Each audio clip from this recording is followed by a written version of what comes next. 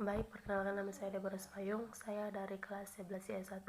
Di sini saya akan menjelaskan materi semester 2, yaitu dari bab 7 tentang yang berjudul perpajakan. Yang pertama, pengertian pajak.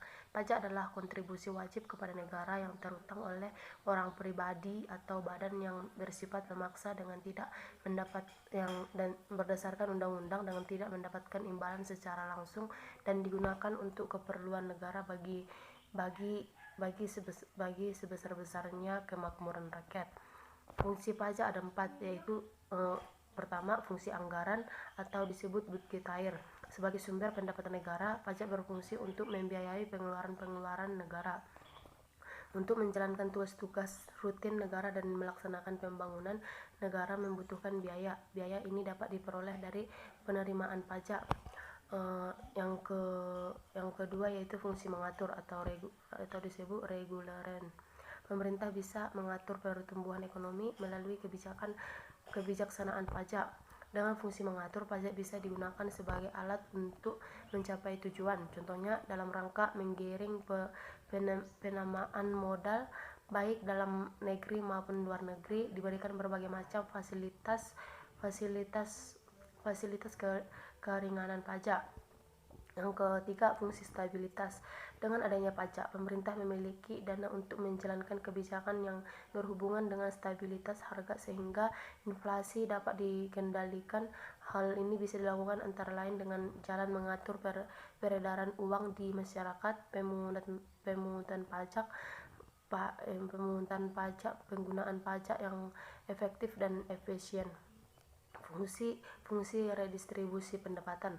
Pajak yang sudah dipungut oleh negara akan digunakan untuk membiayai uang semua kepentingan umum, termasuk juga untuk membiayai pembangunan sehingga dapat membuka kesempatan kerja yang pada akhirnya akan dapat meningkatkan pendapatan masyarakat. Lanjut dengan manfaat pajak. Pajak sangat bermanfaat bagi negara, yaitu satu, membiayai pengeluaran negara seperti pengeluaran yang bersifat liquidating, contohnya pengeluaran untuk proyek produktif barang ekspor. Yang kedua yaitu fasilitas umum dan infrastruktur seperti jalan, jembatan, sekolah, rumah sakit, pertahanan dan keamanan seperti bangunan, senjata, perumahan, hingga gaji-gajinya, subsidi pangan dan bahan bakar minyak, kelestarian lingkungan hidup dan budaya, dana pemilu, pengembangan alat transportasi massa, dan lain-lainnya. Lanjut yang ke tarif. Tarif pajak adalah dasar pengenaan pajak atas objek pajak yang menjadi tanggung jawab wajib pajak atau disebut WP. Besarnya tarif pajak ini dalam bentuk persentase yang ditetapkan oleh pemerintah. Secara struktural, tarif pajak dibagi menjadi 4 jenis, antara lain tarif progresif atau disebut progressive tax rate. Yang kedua, tarif degresif atau disebut regressive tax rate. Yang ketiga, tarif proporsional atau disebut proportional tax rate. Tarif tetap atau disebut regresif atau disebut fixed tax rate. Tarif progresif yaitu tarif pajak progresif merupakan tarif pungutan pajak yang mana persentase akan naik sebanding dengan dasar pengenaan pajaknya. Tarif profesional merupakan tarif yang persentasenya tetap meski terjadi perubahan terhadap dasar pengenaan pajak. Jadi seberapapun jumlah objek pajak, persentasenya akan tetap. Tarif tetap juga diartikan sebagai tarif pajak yang akan selalu tetap sesuai dengan peraturan yang telah diberlakukan, seperti bea meterai dengan nilai atau nominal. Lanjut dengan pembahasan perbedaan pajak dengan pungut resmi lainnya. Imbalan pajak tidak dapat langsung dinikmati sementara pungutan lain dapat langsung dirasakan. Pajak juga mengandung unsur paksaan sementara pungutan lain tanpa paksaan. Selain itu, pajak berlaku untuk semua penduduk sementara sementara pungutan lain hanya untuk ke kalangan tertentu. Dalam memungut pajak, institusi pemungut pajak hendaknya memerhatikan berbagai faktor yang selanjutnya dikenal sebagai asas pemungutan pajak. Jenis-jenis pajak. 1. Pajak penghasilan atau PPH. PPH merupakan pajak yang dibebankan kepada orang yang pribadi atau badan atas penghasilan yang diterima atau diperoleh dalam suatu tahun pajak.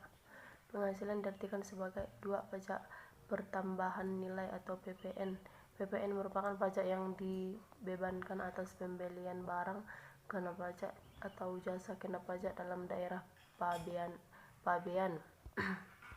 Yang ketiga, pajak penjualan atas barang mewah atau PPNBM. Pembelian atas barang kena pajak tertentu yang bersifat mewah akan dikenakan PPN dan PPNBM. Yang keempat, bea materai atau BM. Pajak bea materai dimaksudkan adalah pajak yang dibebankan atas pemanfaatan dokumen seperti surat perjanjian, akta notaris, serta kuitansi pembayaran, surat berharga, dan efek yang memuat jumlah uang atau nominal di atas jumlah tertentu sesuai dengan ketentuan. Yang keempat, bea materai atau BM. Pajak bea materai yang dimaksud adalah pajak yang dibebankan atas pemanfaatan dokumen seperti surat perjanjian, akta notaris, serta kuitansi pembayaran, surat berharga, dan efek yang memuat jumlah uang atau nominal di atas jumlah tertentu sesuai dengan ketentuan. Sistem pemungutan pajak. Sistem pemungutan pajak merupakan sebuah mekanisme yang digunakan untuk menghitung besarnya pajak yang harus dibayar wajib pajak ke negara. Di Indonesia berlaku 3 jenis sistem pemungutan pajak, yaitu self-assessment system. Yang kedua, official assessment system. Yang ketiga, withholding system.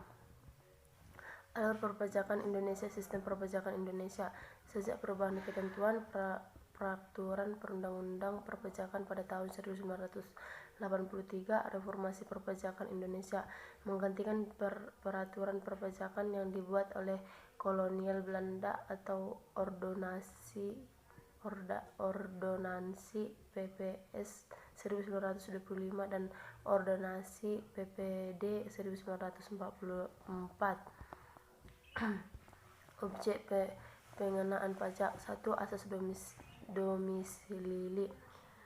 Dalam asas ini, seorang dikenakan pajak oleh karena tempat tinggalnya, di mana orang tersebut bertempat tinggal, disitulah dia dikenakan pajak. 2. Asas sumber. Pengenaan pajak dikenakan pada sumber penghasilan ini. Itu berasal pengusaha luar negeri yang memiliki usaha di Indonesia dikenakan pajaknya karena penghasilan bersumber dari Indonesia. 3. Asas kebangsaan. Pengenaan pajak dikenakan terhadap di mana orang tersebut berkebangsaan. Tantangan pemungutan pajak. Menetapkan pajak yang sesuai dengan keadaan sebenarnya. Penetapan pajak haruslah disesuaikan oleh kebutuhan negara yang berbeda-beda, termasuk pula memberikan pendanaan pada setiap daerah. Daerah juga harus paham benar dan memperkirakan hal terburuk sekalipun untuk mencegah pemberian dan dana berlebihan ke suatu daerah saja. Banyaknya metode dalam melakukan bisnis yang mampu menghindarkan aktivitas perusahaan dari pajak. Tidak sedikit pula perusahaan yang berusaha untuk menghindari pajak dengan melakukan metode tertentu dalam berbisnis.